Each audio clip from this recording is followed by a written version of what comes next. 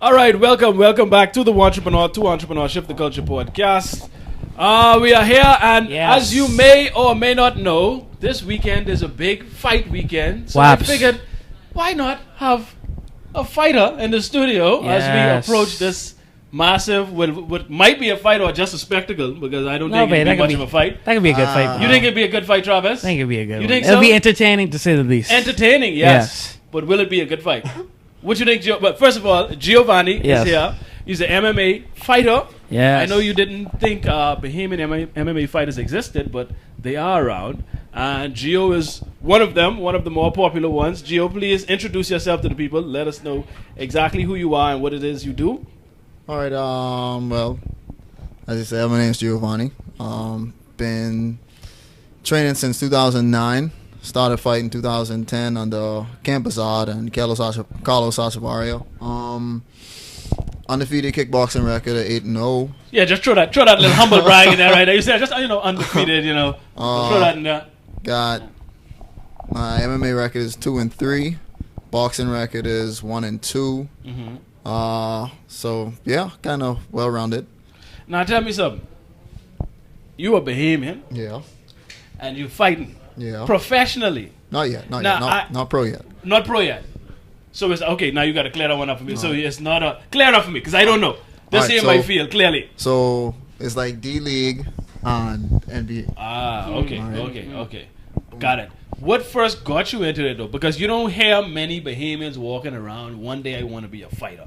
You know what I mean? You get lawyer, doctor all the time with parents pushing their children to do. You got some may want to be a basketball player or a baseball, but you never hear someone saying, I want to be a fighter. So what made you want to get into this sport? Well, I've always wanted to get into martial arts. Ever since a young age, everyone growing up watching Power Rangers, what have you not? Right. You know, Street Fighter. The traditional. Yeah, Tekken.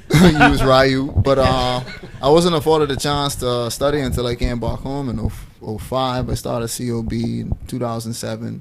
And they had a Taekwondo instructor in the Wellness Center.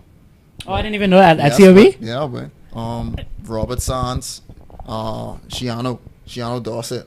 I know they had. I grew up with him. They also had they had jiu-jitsu and stuff there too, eh? That came after. They came after that. Okay, yeah. And I did that for about 6 months. It was nice, but it was kind of, I mean, no disrespect to the sport. It was kind of frou-frou. No real contact. Now, how do you define frou-frou? Frou-frou. For those that may not know like me.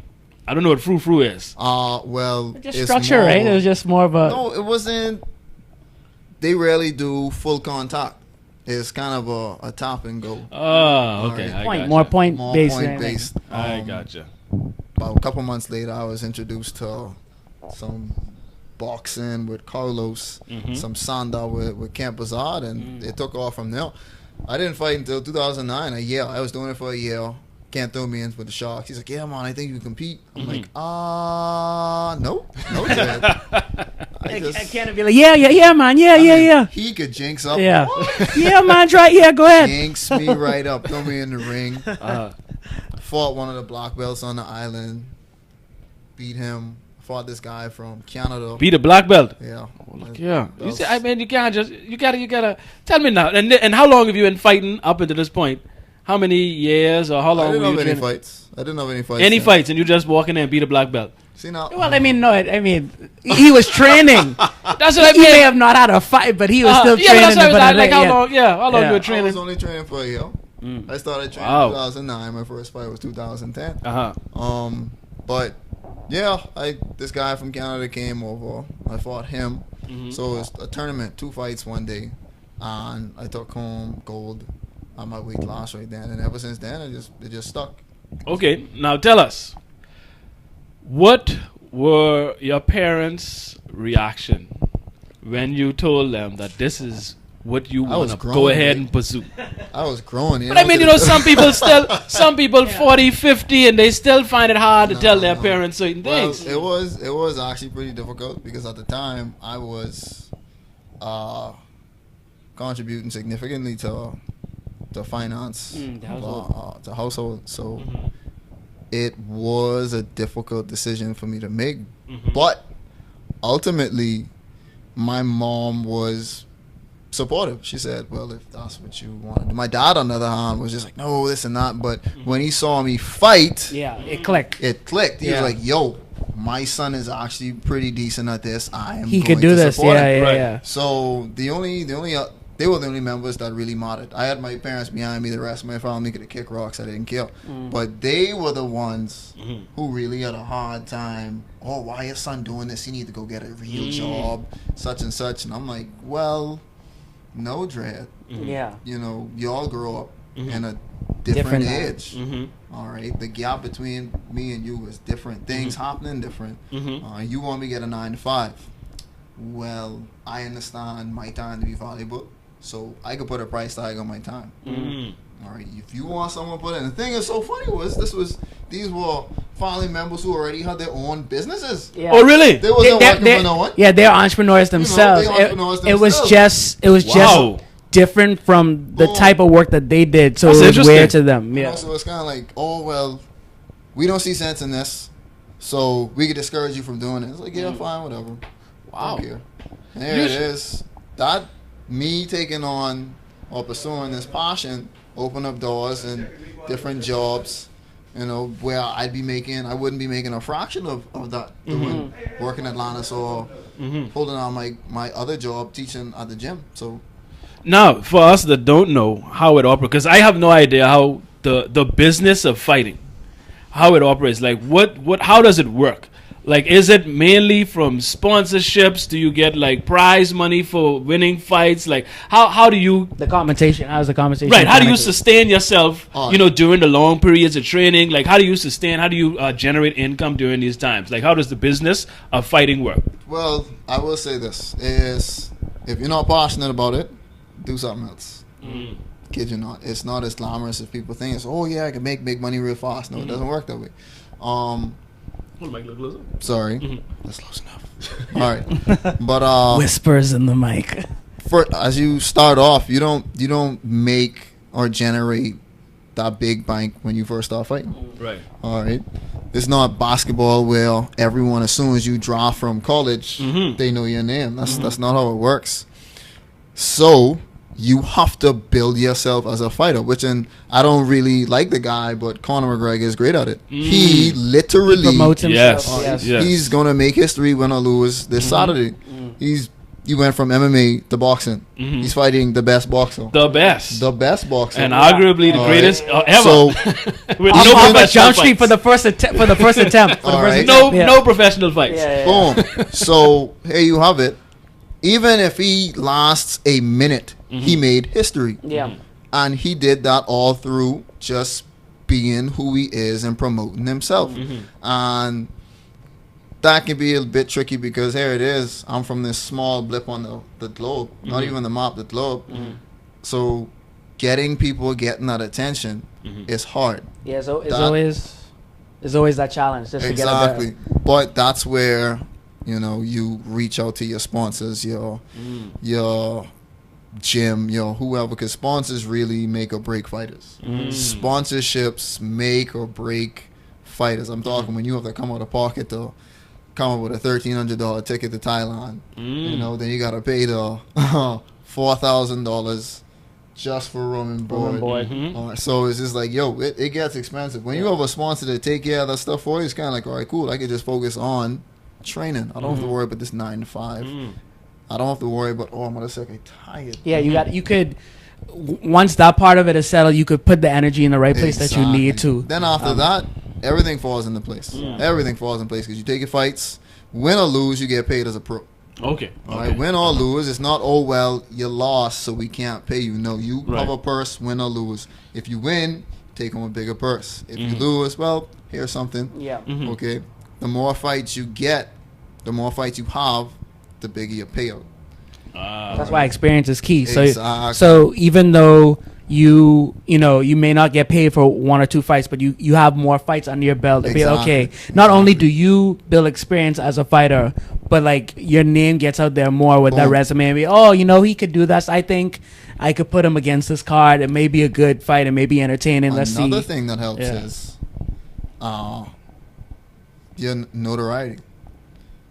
If I could reach a large fan base And this has happened a couple times in the UFC. You'd see new upcoming fighters come in, and they're getting bigger payouts because they have a bigger fan base. So if I have a bigger fan base, that means that I'm going to sell tickets. Yeah. This could be my very first fight in life, but if I got a fan base Right.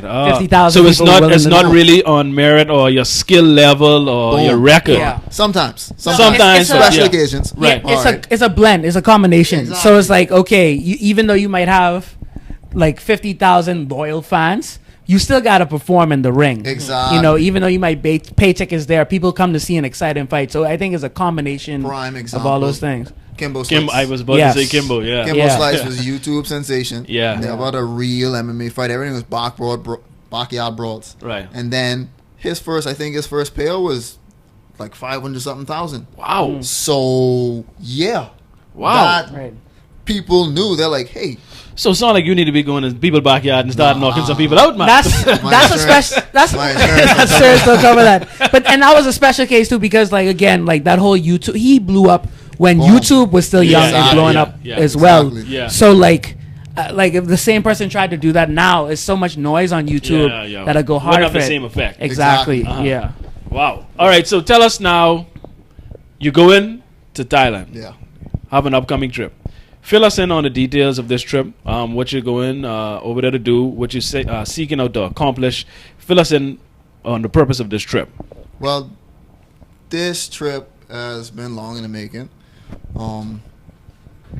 It's pretty much just a next stepping stone. This, like Pierre said yesterday, it's the mecca of Muay Thai. If you want to go and study this martial art, you need to go to Thailand. You got to get baptized in the Exactly. With the elbows and the knees and the roundhouses, you have to do that. If it's genuine, it's authentic. That's where it started. That's where you need to go to learn. And on top of that, because the country just saturates their tourism with it, because that's how they generate a lot of funds. Just Okay. their sports tourism industry. They Okay. hey, you want to start a gym? Fine. Here's a gym. Here's a gym for you. Oh, gym really? For you. Gym for you. Because They open up opportunities know for it. not everyone in the world wants to come there to train. Yeah. So we build hotels and they build gyms. Boom. Okay. I don't know why he's built hotels, but anyway. So, just getting there, I'll just be able to get so much more experience. If I stay healthy, I'll probably be fighting once every 2 weeks. Right. And the I kid you not. And like the crazy thing about that too is like, is that reverse theory? Since now you're foreign now, but you're Bahamian, so it's like, oh, he's actually going off to you're gonna get more eyes locally that probably wouldn't have seen Yeah, you exactly. going to Yeah. that. Like you get more PR, all that stuff, and that kind of works in your favor with that. On top of the quality training that you get, is a play that ends up benefiting you as a fighter. And if you go in over there to kick ass and you kick in ass of more international names that you cross, then your name's starting to get into those households, and it kind of magnifies what you're trying to go in there to do. Exactly. Yeah. And so this is just you building up your skill level, because this is a step to get to the professional level. Yeah. And what are the requirements like to be a professional MMA fighter? Believe Like, it or what not, is it's just taking the plunge. It's literally just taking the plunge. It's being Now describe that plunge for us. All right. As an amateur, the rules vary state to state. Okay. As a pro, the rules are straight the same everywhere you go. Okay. Everywhere you go. Some states, as an amateur, they don't allow elbows. They don't allow ground and pound. They have you wear shin guards, stuff like that. They give you a standing 8 count, which is weird. Never really understood it. But other states, they're just like, it's pretty much an MMA fight, minus the elbows. I understand why they don't allow elbows or certain strikes to the head, mainly because, well, you're still amateur. You have a whole pro career ahead of you. We don't want you to sustain all this damage before you go pro. Okay. At the same time, I don't understand it because, and this goes for college basketball or any non-professional sport, if they're generating money for someone, they need to be paid. Yeah, I agree. And that was always a controversy in like basketball and football. Still is. Basketball, Yeah. football. Still is huge. Yeah. Prime example, I don't know if you guys have ever been to a college football game stateside. No, I haven't been on. All right. Ever been to a college football game here? When No. they come over to, all right. Like the bowl, like the Bowl, yeah. bowl, No, I bowl haven't games. been. Yeah, no. Dog. Loaded with people. money that these people make off of. Billions. And they can't touch a dime. NCAA They can't touch a making dime. billions. Can't touch a dime. And then they have these laws where, oh, well, you can't just come straight out of high school. It's just like, wait, shut up. So, but how come? But I get. Well, let me not say I get. I don't agree with the not paying the students, but I at least they put forward arguments for for not paying the students. Scholarship. But what I don't understand is when it comes to amateur MMA, so you don't get paid for the fights as long as you're an amateur. Now that I don't understand. Why aren't amateur fighters paid? Like I said, I get they have their reasons for not paying students in college. But why is it that if you go in the ring, the fight get all bubby up and swell up or bubby and swell up somebody else? Why aren't either of you paid? Especially if it's an event that's generating revenue. Because those be the breaks. I have no idea. Yeah. To this day, Wow. I'm still trying to figure it out. You see why I couldn't be no fighter? You want me to fight somebody and you ain't paying me? Well, I mean, if it's from the fighter perspective, I would assume it's like, okay, they it doesn't bother them as much because it's a proving round.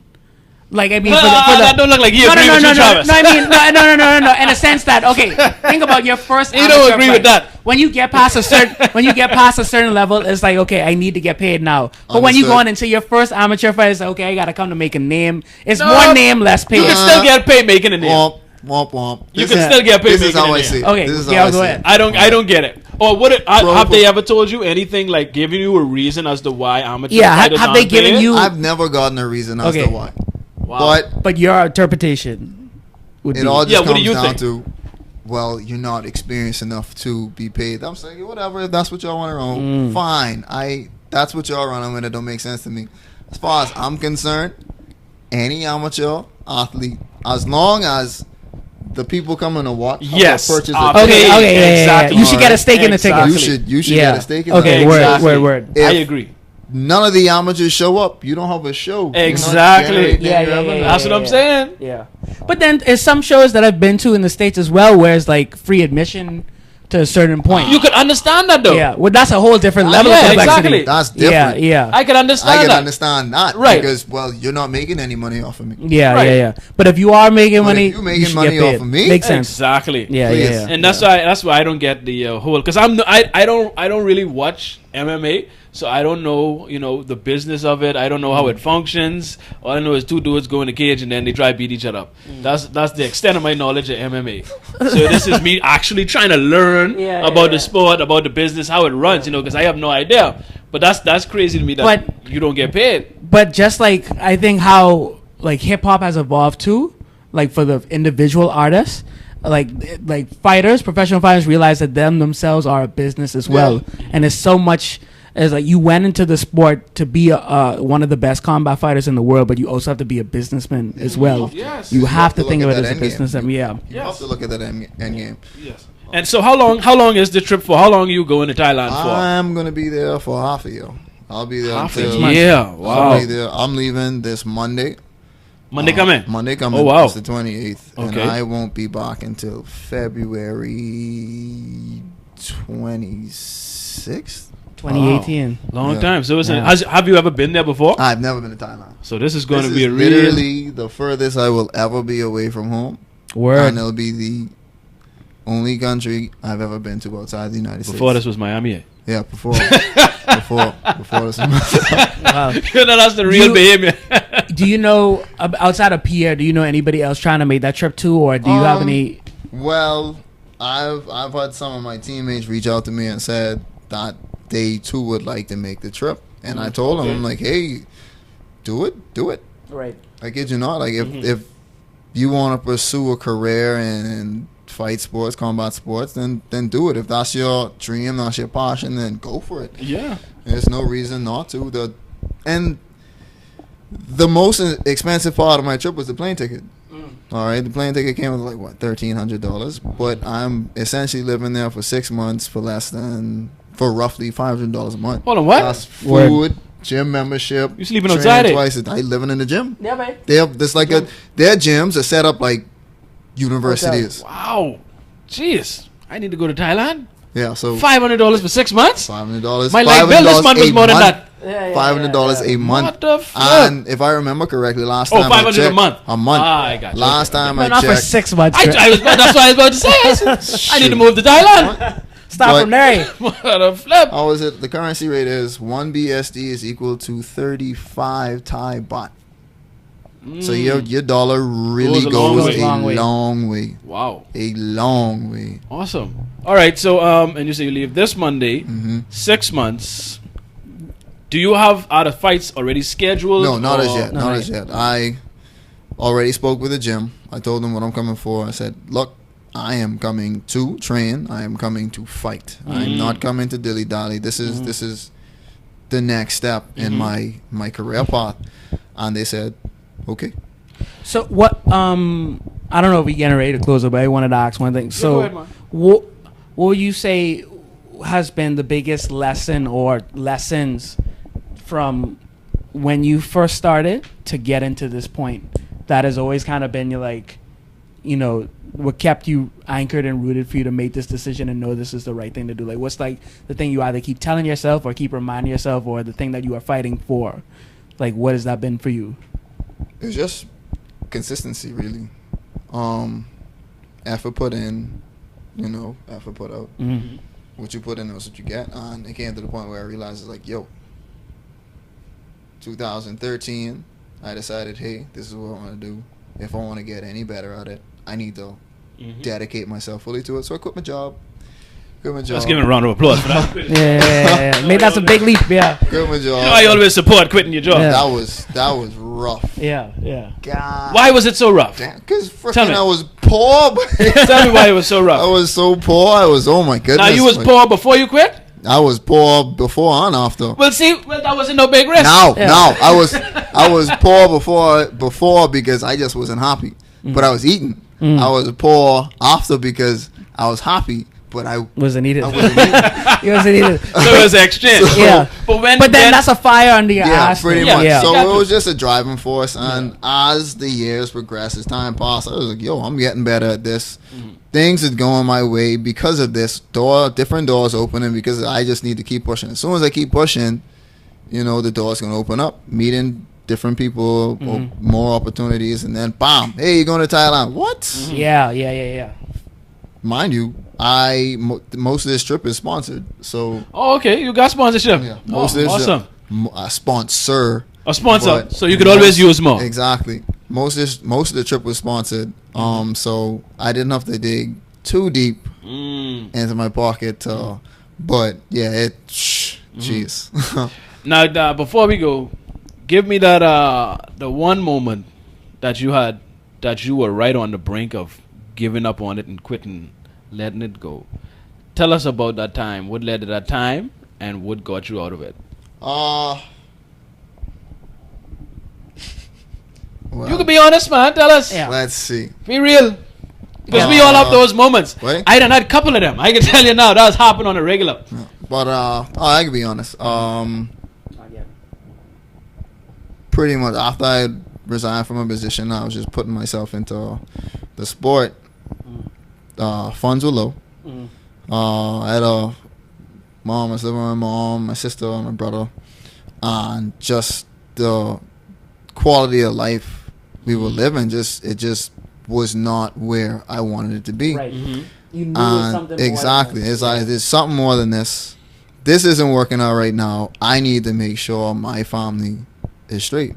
In order to do that, as much as I hate it, I gotta bite the bullet and get another job. And took a job at Baker's, making adequate money, and I was able to, support my mom, make sure she was straight, send some funds away, work on the house, get some stuff situated, and then I was just like 3 months in, I'm just like, wait, this shit ain't making no sense. Right. Yeah. You had the cold sweats. I'm just like, boy, So clearly, it's not about the money for you. it really isn't, because It's not about the money. in my head it goes just like this. People spend their entire life giving their life to other people. Yep. All right. But they want more. They don't know what it is they want is just that I just find more value in my time doing what I want to do. Right. Exactly. All right. If I take the same amount of time, if I took, let's see, the 4 years, the 2 years I worked at Atlantis, plus the 4 years that I had worked at Ocean Club and poured that into this, I'd be far ahead of where I am. And then you gotta always make those equations like, but if I did this here and you like, you always, You know, and you always do the math in your own head what you could do for you. exactly. after that. But people just have to realize, wait, once you pour into yourself, you're gonna get something out of it. You're Most going definitely. to get something out of it. Most definitely. Well, people just afraid to pour into themselves. It's like, Oh, I can work this 9 to 5. yeah, we have people don't want Well, the it's- responsibility to be on them. That's a scary position to be in for a lot of people. That you have people who don't mind that, or you have people who don't know any better.